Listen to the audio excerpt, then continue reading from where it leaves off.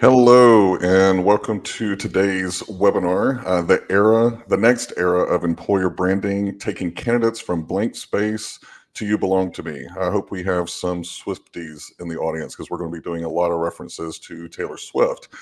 I am Trent Cotton. I'm the Vice President of Talent and Culture at Hatchworks AI, and I am so excited to be hosting today's Industry Musings webinar.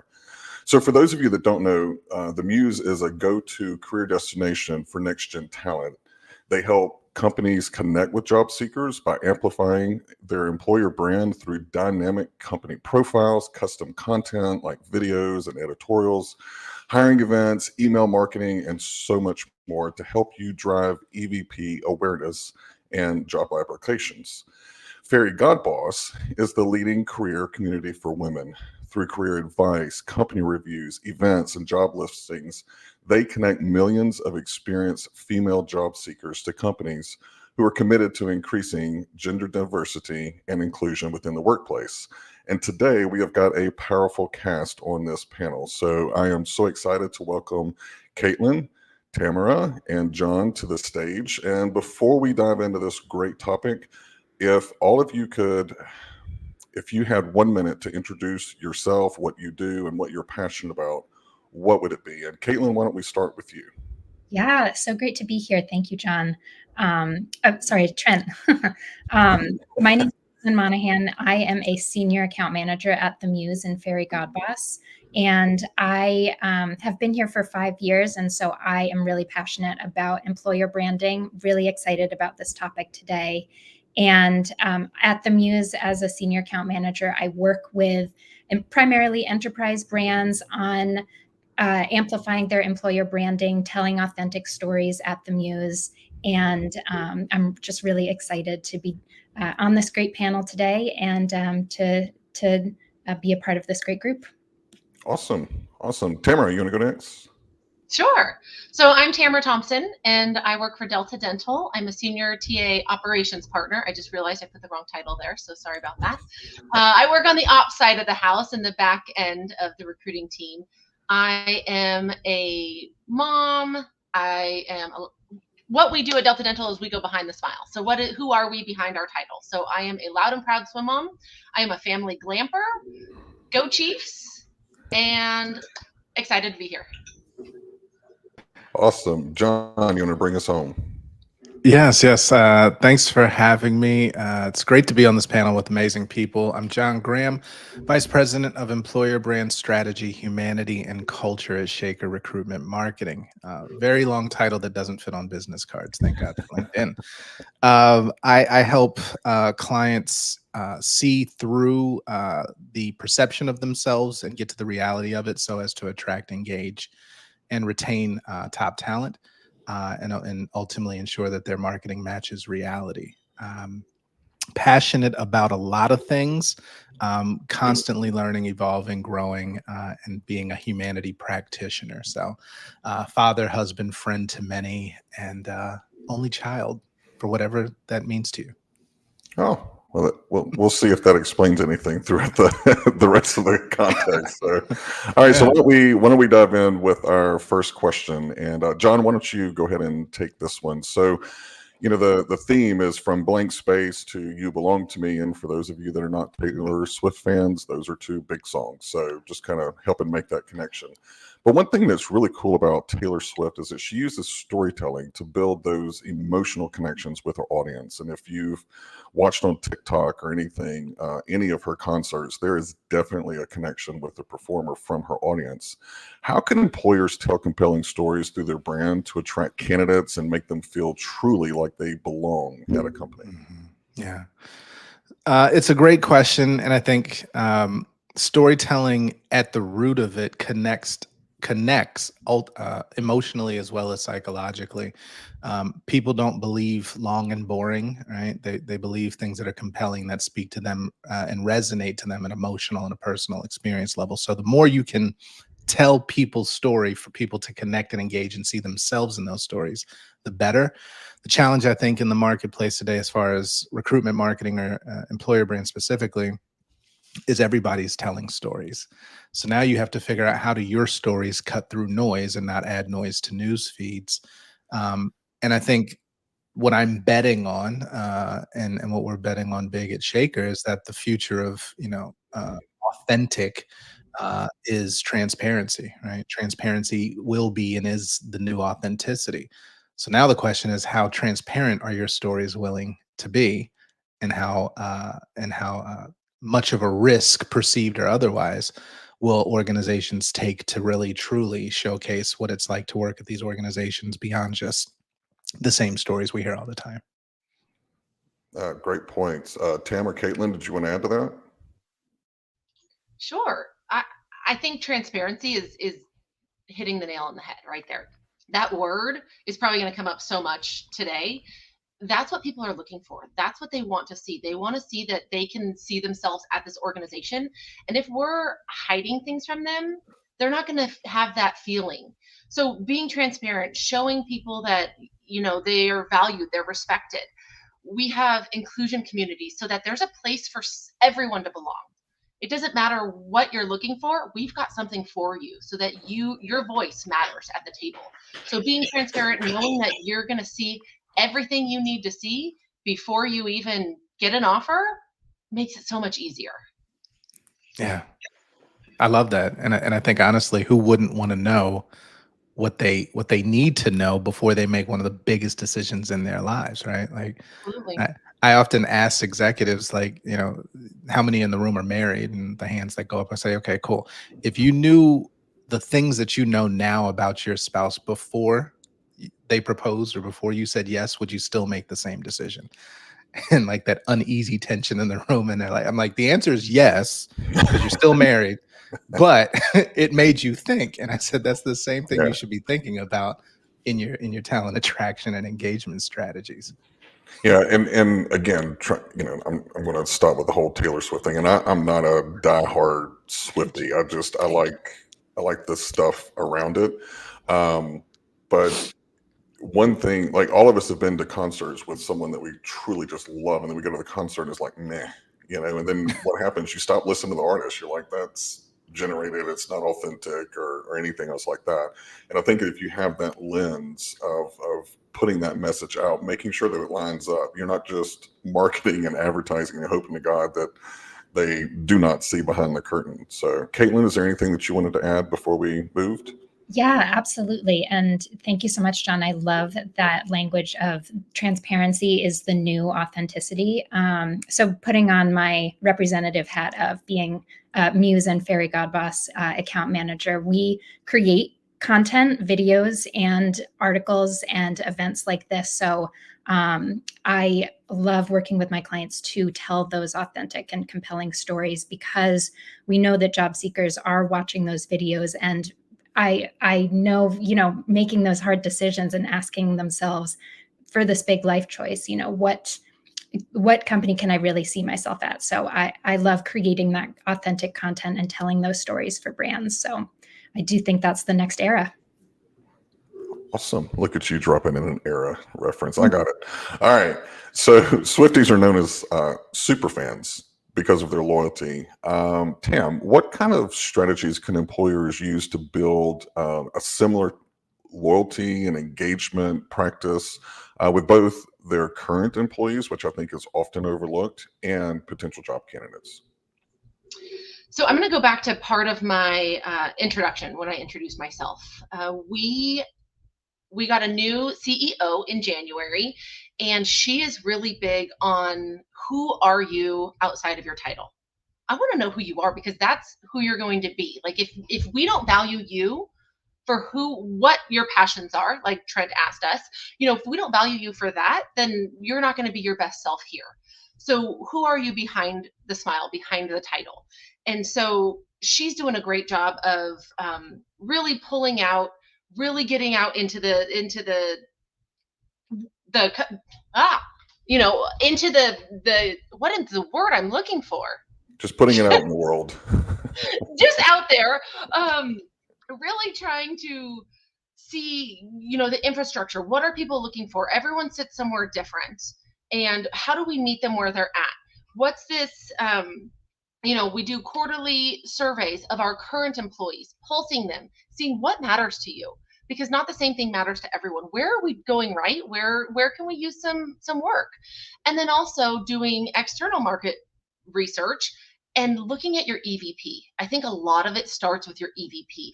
What's the story you're telling to the world about your company? What are your values? What do you care about for your employees? And how can that resonate to them?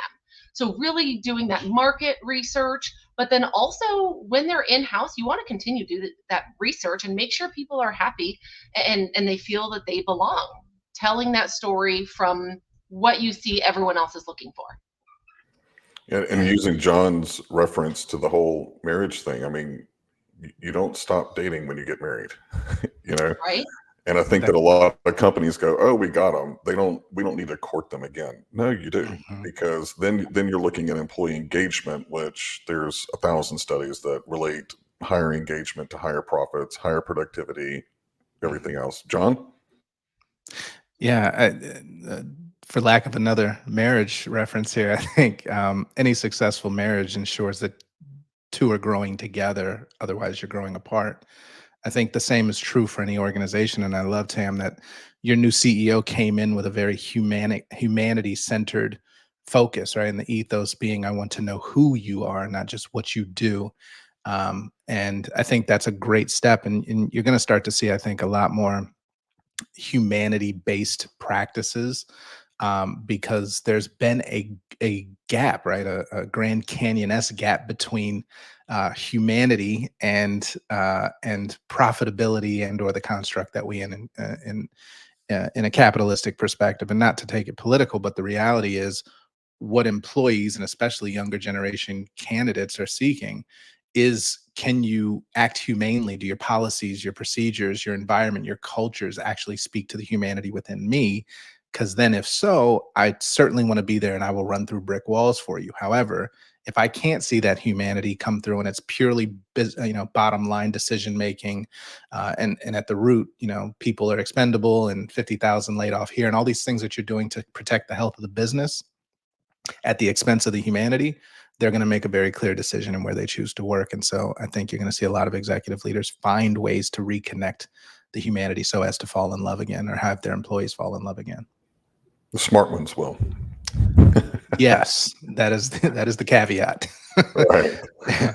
All right, Caitlin, I want to come to you with this one. So a lot of artists redefine their image with each album or decade. Kind of they reinvent themselves to make sure that they're keeping and growing their audience. How can employers evolve their branding strategies to stay relevant and attractive to top talent that's across different market conditions or as the company grows? I love this question. And it makes me really excited about this theme because I do think Taylor Swift is a masterclass in redefinition. And she's not the only, major artist that does that. So I do think brands can take a lesson. Brands are not static. It's a moving, breathing, living entity. So I do think, and I work with a lot of partners as an account manager. I work with a lot of partners that consistently revamp their EVP. Tam spoke about how important an EVP is, and that should be living, breathing, and redefined, not just when it's fun and exciting, but when it is, when times might be a little tumultuous, when there's change, when there's uncertainty. Having a consistent brand or revamping your brand it can be even a fun practice, I find. So I do think consistently revisiting that brand and consistently creating content, like we do at the Muse and Fairy God Boss, creating content that matches the new story can be a great way to keep that message alive. Yeah. So I have too much to say about EVP. And in fact, I have we have tons of clients right now who are doubling down on brand and culture, right? And so the first step to that is evaluating what is your value proposition. And I think the research done to uncover or discover an employee value proposition is critical. And, historically used to be like your EVP had a 3 to 5 year shelf life. Well, post-pandemic, with the amount of change that happens, I don't think they last past 2 years because of the amount of organizational change, leadership change, culture change, mergers and acquisitions, and merging of cultures. So it's something that, to your point, Killian, it is living, breathing, and should be well defined and well articulated as frequently as your business is changing. However, the one thing that I find still there's a deficit in terms of understanding what an EVP is designed to do versus what executive leadership thinks it does. And so, right. So they often want the EVP to be the go-to-market campaign ready messaging, when in reality, it is the mirror we're holding up to tell you this is who you are naked, as told by your employee base, right? This is the culture that they experience daily. Therefore, they're telling you what the value is and the propositions that you're offering and the promise, whether it's kept or not. So here's what we can build around that is true. Here's what you want aspirationally to be true and aligning with your business strategy, vision, mission, and values, and so forth, but it's not reflected in the everyday vernacular and lexicon of your employees. How do we bring those two together in a way that harmonizes reality with some aspiration, so as to then be expressed and articulated through the brand, which at the end of the day is a feeling, right? It's not who you say you are. It's how do people feel and experience you that then determines your brand. And so I think there's a lot of education still that's required. There's a lot of buzzwords, and people think we need EVP and employer brand when really you just want more applicant flow. Well, that EVP and brand aren't going to get you that. They'll get you the affinity and the connection and the resonance, but not necessarily conversion. So yeah, I'll stop there because I have a lot to say about EVP. Well, John, so I'm sitting in the audience. I know what an EVP is, but maybe I work for a mid-sized to smaller company, and I want to start this journey. What are 3 pieces of advice you would give me to start that process and start it the right way? So contact Shaker Recruitment Marketing immediately. Shameless plug there. I'll expect my check at the end of the month. Shameless, yes. It's Cash App's on the way, Trent. No, first and foremost, you need to do some qualitative and quantitative research. You have to understand the sentiment, the experiences, the give and the get that you're offering versus what people are receiving, and you have to quantify that value proposition in a way that enables you to build a brand. So research. Whether it's through surveys, focus groups, all of the above, internally, externally, and then you can build a brand around that research. And then you have to figure out a way to activate it, because building the brand doesn't mean anything if nobody can tell you in the organization what your brand is. So you have to make it real. And I always say a brand is not a brand until somebody can touch it. So. Love it. And it actually is a perfect segue for our next question. So Tam, I'm going to come to you with this one. Taylor, like a lot of artists, they have mastered being able to reach their audience through all the different channels, from social media to live events to streaming to, I mean, there's it seems like if you follow any of them on multiple channels, it's like, you get 6 messages whenever one of them goes live. How can companies use a multi-channel approach to boost their brand visibility and engagement with talent? Might want to unmute there.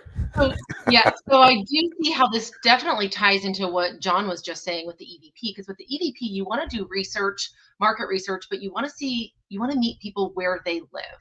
So depending on the generation, depending on the occupation, they're going to sit somewhere different. And so you need to meet them where they are, so that this multi-channel approach, throwing it out to all the different channels is great because it's going to hit different people. So LinkedIn, we're going to have maybe not the fresh, call center reps. Indeed, you might be able to find them there. Fairy Godboss, you're going to get that technology, that women in leadership. So you want to make sure that you're hitting every single one where they're at. So there's, TikTok. I don't know what that is. I'm too old for that. But that definitely speaks to another genre of people, and they're sitting there. They're interacting with companies on that platform. So I think employer branding is it's a recipe. One person can't do it all for your company. You need to pull in your social media. You need to pull in your marketing. You need to pull in comms. You need to pull in TA, because you all need to be telling that same story on the different platforms, and ensure that you're meeting them where they're at. Makes complete sense. And you're not too old for TikTok. It is my go-to on the treadmill. So I don't I have have to lost move. hours So of my life on TikTok just chasing rabbit holes. John or Caitlin, is there anything that you wanted to add to that? Caitlin, I'll defer. Well, I've got Caitlin. Caitlin's going to tackle the next question. I know she is just Yeah. chomping at the bits to get to it. So if you don't have anything, Caitlin, we are coming in hot for you. Yeah. So whenever when we were going through the whole prep, I was reading this and I was going, God, from a HR standpoint, this makes me a little uncomfortable. But how can you create a love story with your workforce? What are some of the key tactics for creating that employer brand that not only attracts talent but also fosters that sense of belonging and long-term loyalty that we've been talking about, that takes an employee from being just an employee to becoming an advocate? How do we do that? I love that question, and now that you mention it, I do see the HR hat.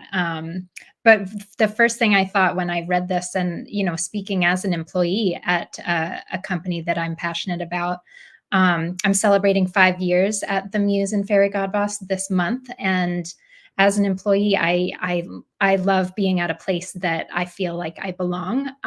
So, and I talk about that with my partners. So a company that lifts each other up and celebrates wins and is there for struggles. It really being able to openly communicate with fellow team members and up to leadership, open communication, really for me as an employee creates that loyalty.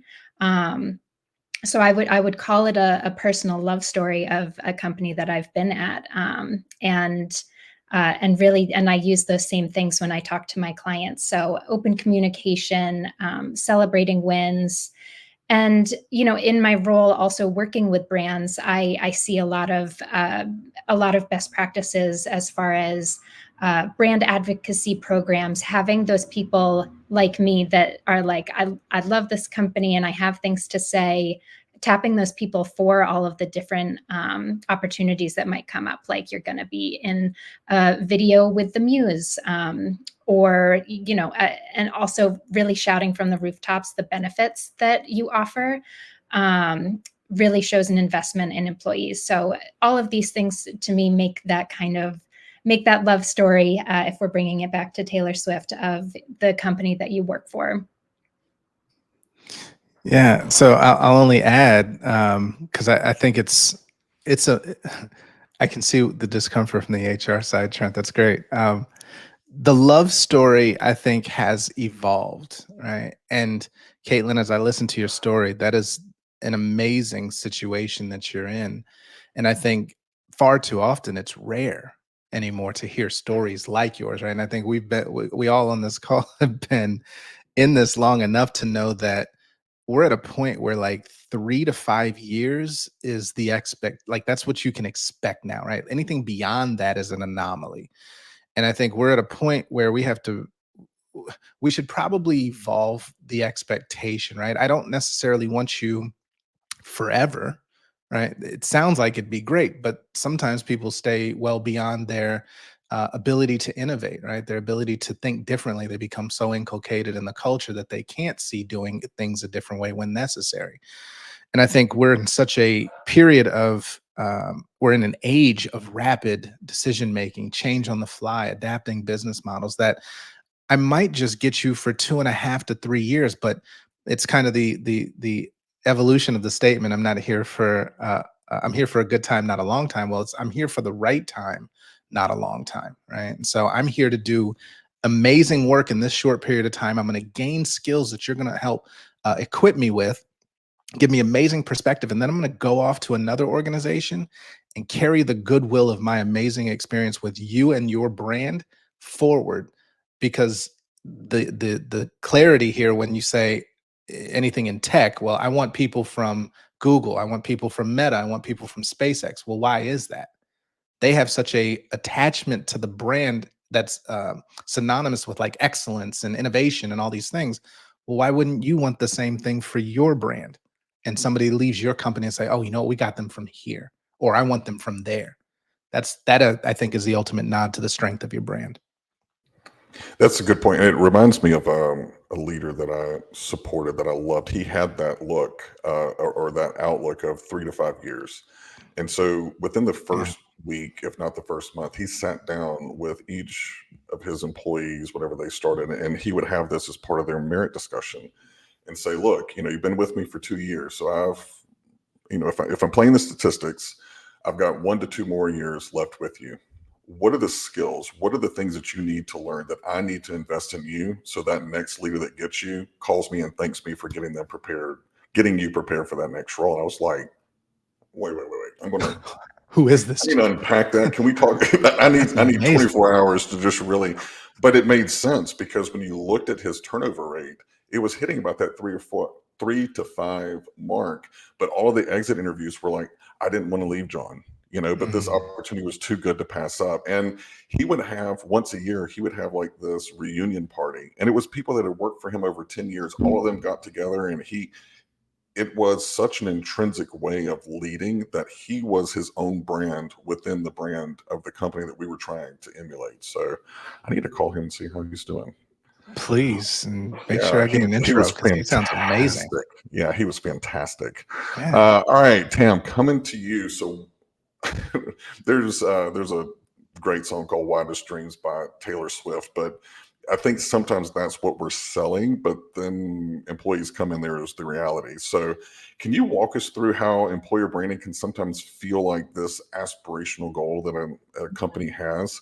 And how do you balance that aspirational brand without over-compromising or over-promising, and then ensuring that the candidate actually gets what that aspirational is whenever they come in and they see the reality behind the curtain?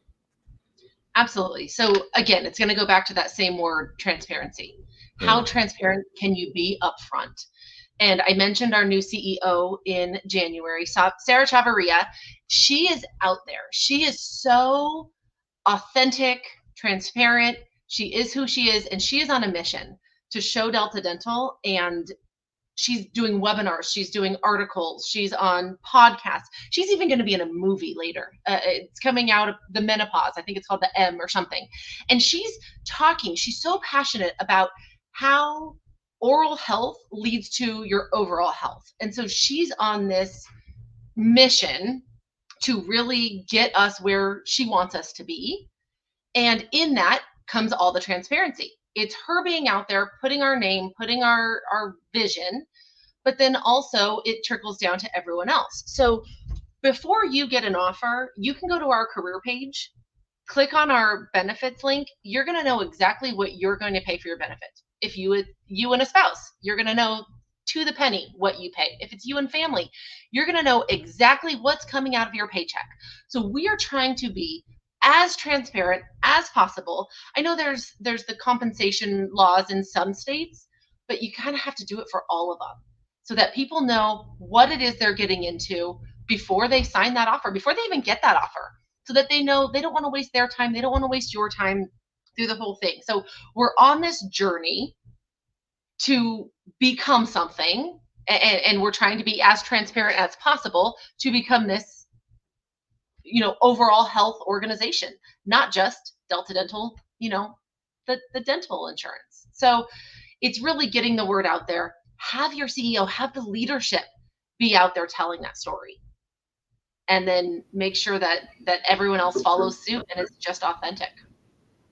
Yeah, she sounds like a unicorn. Like She's amazing. That's like for any employer brand practitioners, like I need an executive that's willing to go that far, right? Mm-hmm. And be out there and be the face of this and really carry the banner.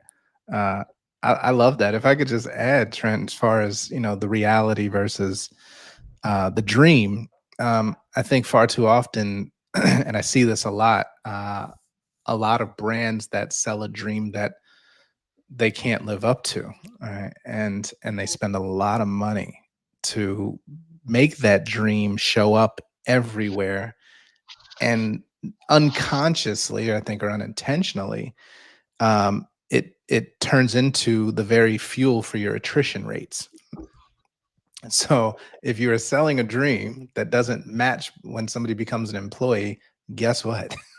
When they get there, they're like, oh, wait, this is none of what you sold me. Not only that, I'm leaving at, month 8, and I'm telling everybody I know, don't go there because it's not what they say, right?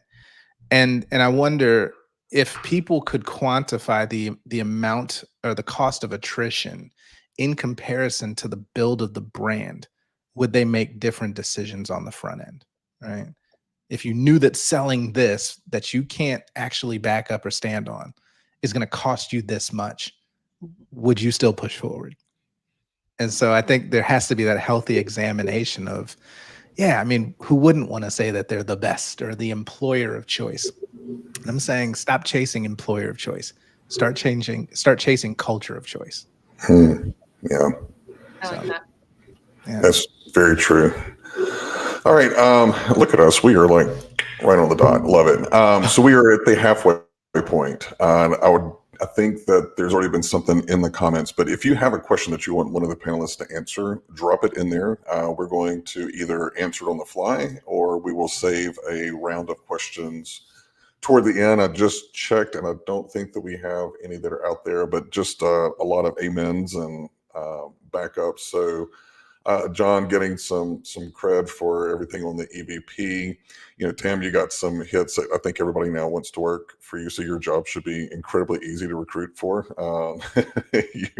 Your CEO and EVP are resonating with everyone. So I don't see any major questions in the chat. So I am going to kick it back to our questions, kind of keep things moving along.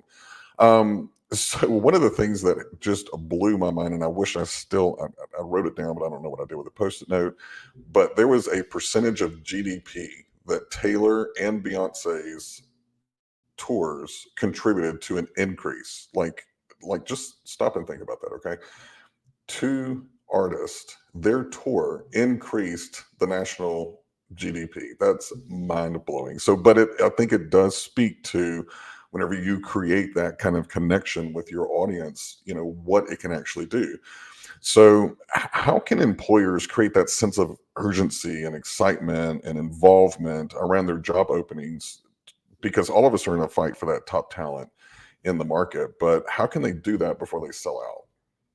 And sell out meaning selling out of the tickets, not selling out, hey, we didn't do our EVP right. Caitlin, you've been quiet. You want to take that one?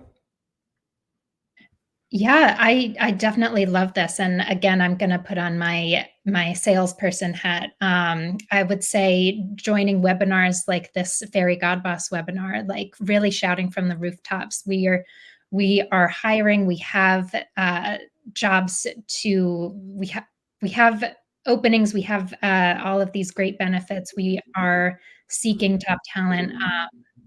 That's where I come from. I love being on that side of helping brands shout from the rooftops that they're hiring, they're looking for amazing talent. And yeah, don't be shy. That's how I feel. Awesome. That's great advice. Because, I do think that a lot of companies are so scared, and I think it gets back to overselling that aspirational. They're so afraid that there's going to be so much blowback, but they don't want to do all the work to make sure that the aspirational lines up with reality, that they just pull back and they're quiet on the scene. So great point there. And actually, I'm going to kind of stick with you because there's a kind of that next question ties in exactly with, all right, maybe my brand is not doing as much as it should, or we've got some egg on our face from previous trying to really kind of put ourselves out there. Interestingly enough, Taylor re-recorded her albums to reclaim the ownership of her work, and it sparked this whole new renewed interest and engagement. There was a lot of stories about it, but how could an organization take some cues from that and re-record or reframe their brand if they're undergoing a rebrand or leadership change or culture shift, or maybe what they were doing before is just not resonating and they need to do a kind of a relook at it or relaunch? I know you're in this every day. What would be some advice you give an organization seeking that?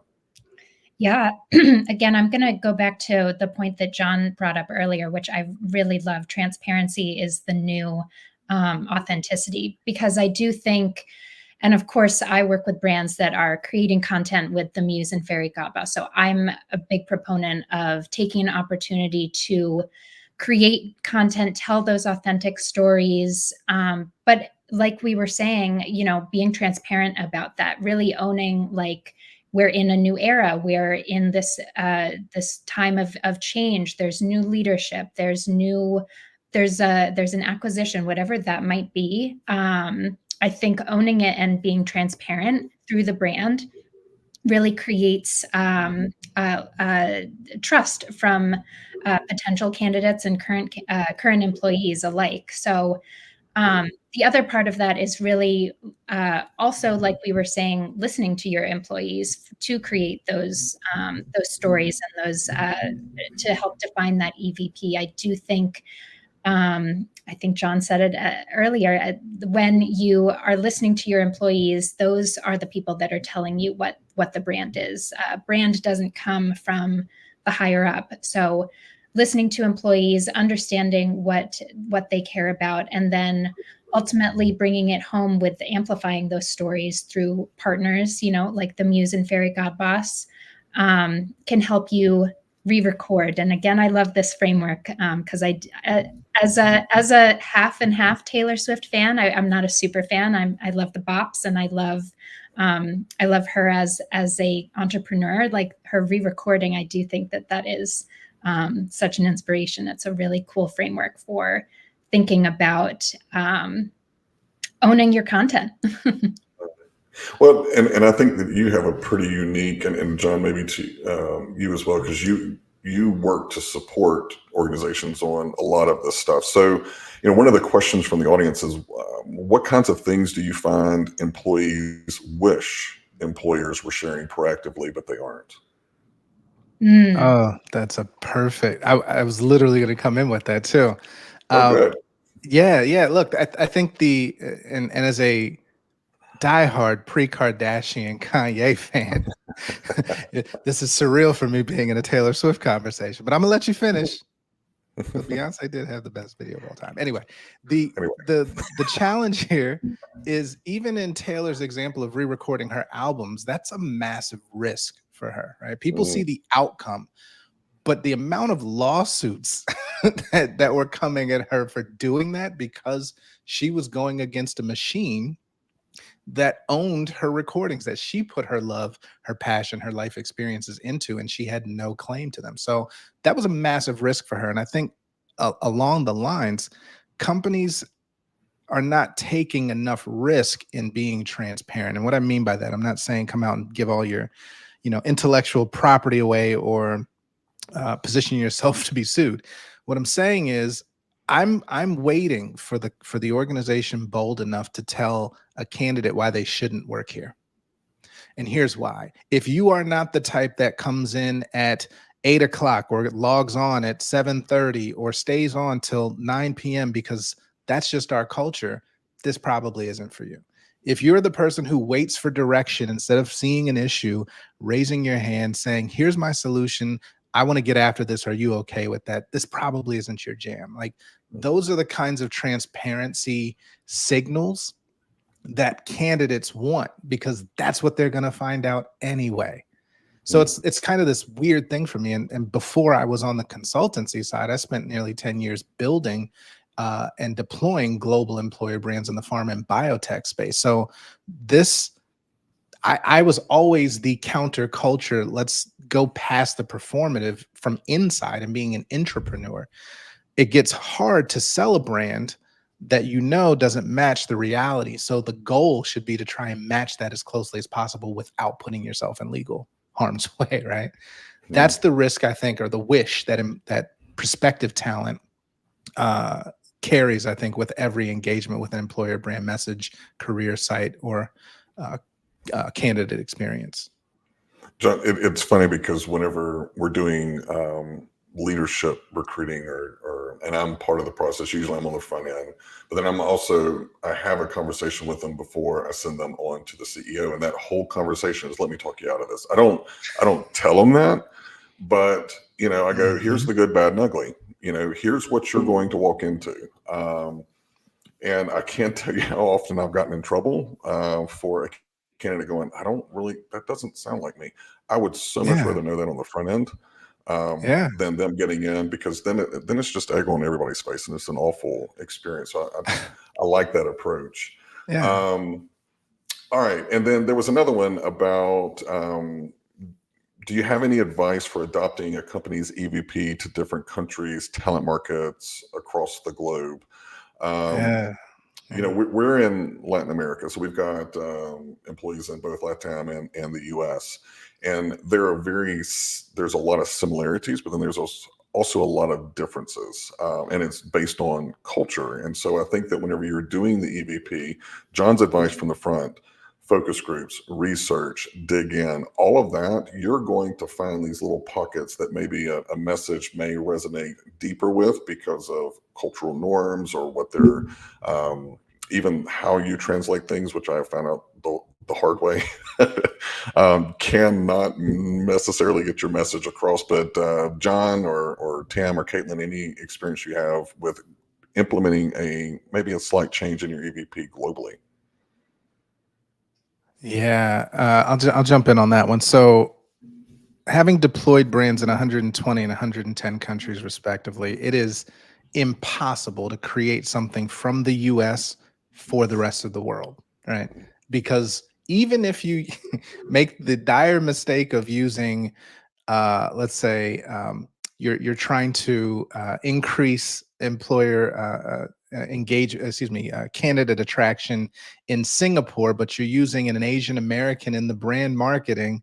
Guess what? Singaporeans know the difference. So you can't do this from the ivory tower. The key is you have to get on the ground, you have to get into the culture, and you have to work side by side with people in the market to ensure that the message that you've crafted based on research, which should have included your regional counterparts and colleagues, making sure that even the brand messaging, the narrative, the aesthetics match and resonate within the culture. And that needs to be vetted by those regions. And it's not for lack of wanting to make sure that's the case. What I often see is there's not a good infrastructure set up for employer brand ownership at regional levels, right? Most of the employer brand practitioners are an army of 1, 2, maybe 3, unless they're embedded in the marketing function, which is rare. So you've got 3 people effectively trying to launch a global brand and doing what they can with the resources they have. They're oftentimes underfunded too. So either you're going to work with a fairy god boss or muse, an agency partner that has reach in those regions to make sure that the employee value proposition converts to a globally resonant employer brand. And I often don't see EVPs go to market most of the time, right? EVPs are like the research that then funds, that fuels the brand aesthetic. The elements of EVP are in there, but I've never seen one go out like straight up. All right. Makes sense. Yeah, it's definitely, it's a lot more challenging whenever you're taking it globally, but I do think I love your advice. This is an opportunity to really get people that are on the ground involved and take some ownership of it. And just some of the stuff that you'll see coming from that, it's always going to be great. So, all right, Tam, coming to you on, we've talked a little bit or a lot about how Taylor has evolved. And even though she's evolved, if you watch her or even, Beyonce, looking at, other kind of central artists, there's still a thread of consistency with their core identity. They don't shake too far away from that. How can companies maintain consistency in their employer branding while also adapting to different roles, market conditions, business cycles? I mean, there's so much change. How do you change and evolve without losing that core identity? So I think it goes into what resources are we giving our employees? What is it that we're providing to them? So what are they putting out? So let's say you start a new EVP. There's a new look, there's a new feel, there's messaging around it. The more that we're putting in the hands of everyone about what it is we just uncovered from the market research and brought it to the company, the more it's going to leak out on everyone else's side of the house. So we did some LinkedIn banners, some filters for social media, all the different things so that our employees are just as invested in this EVP and this new look, this new feel, the new messaging, so that when they're creating a post of their own, they now have that in mind as well. And I love that Luz asked that question about the international, because I feel like it tied right in to this. I can't answer to that because we are only in America, but I loved that John was saying, hey, if you're going here, you need to research there. And that's the same thing where I was mentioning earlier, the different, genres. We need to meet them where they're at. Same thing with the EVP going international. So I think that's great.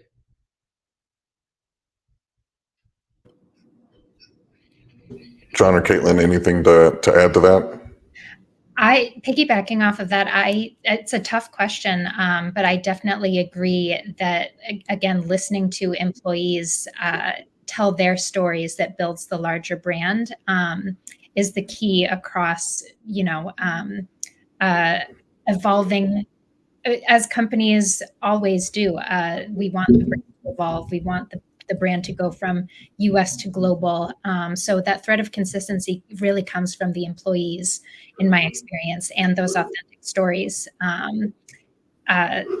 So yeah, it can be tough, but starting with those employees and working with a partner like the Muse and Fairy Godboss to tell those video stories. I love being on that side of watching the video creation. When you can see that people are cohesive at a company, you can start to see that culture really come through. They're pulling on those same threads, even across time zones, even across locations. It's really beautiful to see, and that comes from a core identity that lives within that culture. And to add to that, hearing from the boots in the street, the feet in the street, not everything coming from a big senior leader, because that's not who everyone relates to.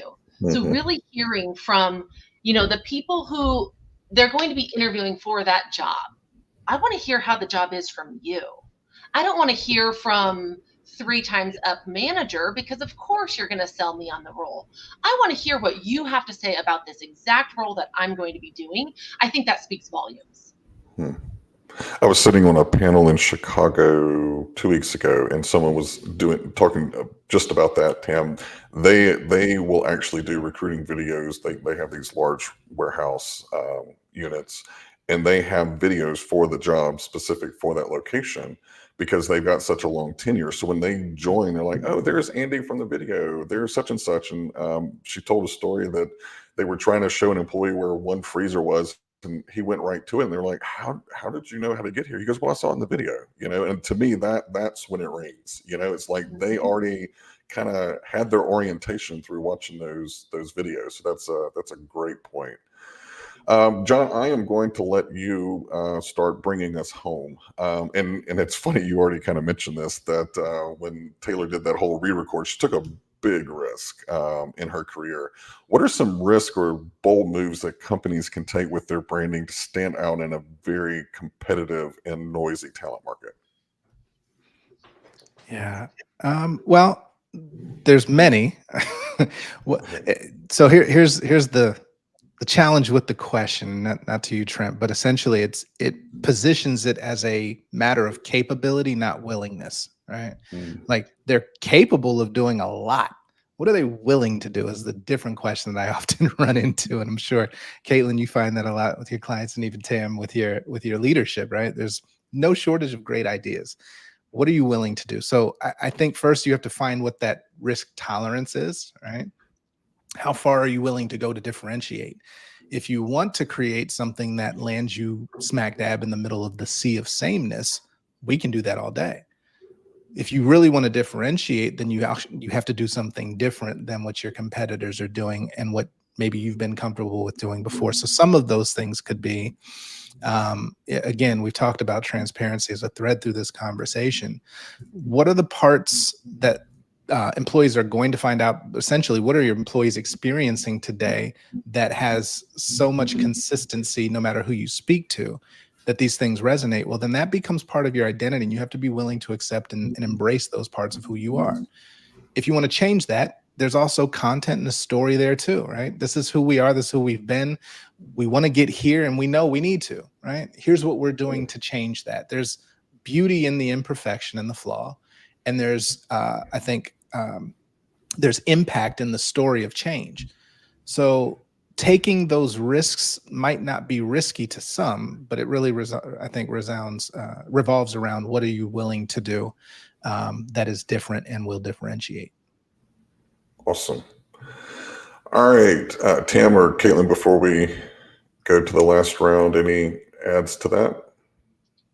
I just loved how he said the beauty and the flaw, and I would just echo with accepting the beauty and the flaw.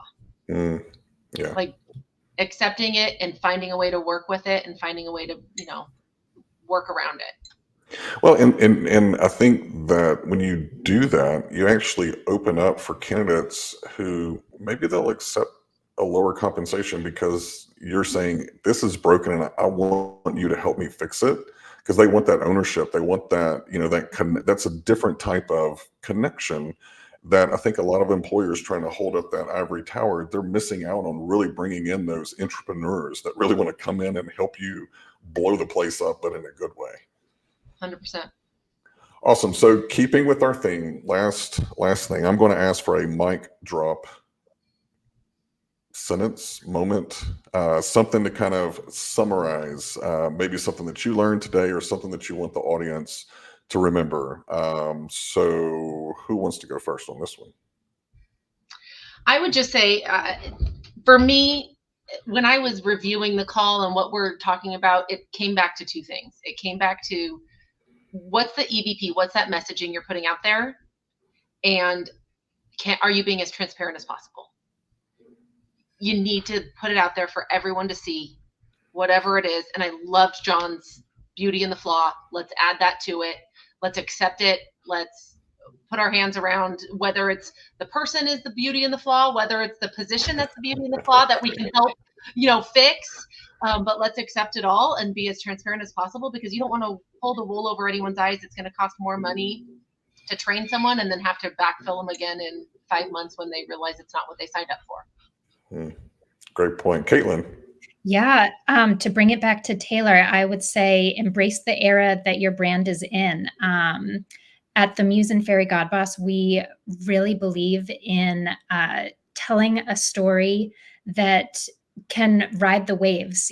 Every brand has ups and downs, and really embracing the era that you're in. Like we've been talking about, transparency, telling the stories that you have now that have the thread of consistency with what your brand stands for. So that I've learned a lot today. I'm inspired by this content, and yeah, really, really appreciative of all of the thoughts shared. Awesome. John, bring us home. Yeah, I'll only add it's been an amazing conversation, and I think that we've touched on a lot of important points. One thing I'll say is we have to stop inviting people into burning buildings, right? If you know that your culture is not what it could be, work on fixing the culture, right? Brand is not a surrogate for culture, and you can't out hire a bad culture, right? The other side of that is, yes, we do need to take more risks, be more transparent, but be very clear in who you are, be unapologetic in that, and be honest when it's not who you know you could be. And I think at that point, you will have candidates, running through brick walls. For those who have great consumer brands and think that they can, everybody wants to work for us because we have a great consumer brand name. Most people don't know what it's like to work there, right? So being clear that there is a need for employer brand, but it is not a solution for all things. That's probably the parting gift I will give. Fantastic. All right. Well, thank you all for joining us, and thank you for our amazing panel. Thank you to our incredible support people. There was a lot of people behind the scenes that were kind of helping us keep on track. And we hope that we leave today with a feeling of being inspired by the advice of our panelists. Again, thank you, Tam, John, and Caitlin, for everything that you shared with us and all the thought-provoking moments that you left us with. And remember, partners like the Muse and Fairy Godboss, they're here to help support you in these types of ventures. They provide resources and insights to help you navigate this constantly changing landscape of HR and talent. So as we continue to adapt and innovate, let's keep these conversations going. We'd love to get your feedback on topics that we should cover next. So I believe there is a type form link in the comment section, so you can go and share your recommendations. And also make sure that you find all of us on LinkedIn and connect with us. And I'm sure I can speak for the panel. If you have some questions that you didn't get to ask, you want to DM us, definitely do it. We love the audience engagement. So with that, thank you again. And we look forward to seeing you in the next Industry Musings webinar. Thanks again.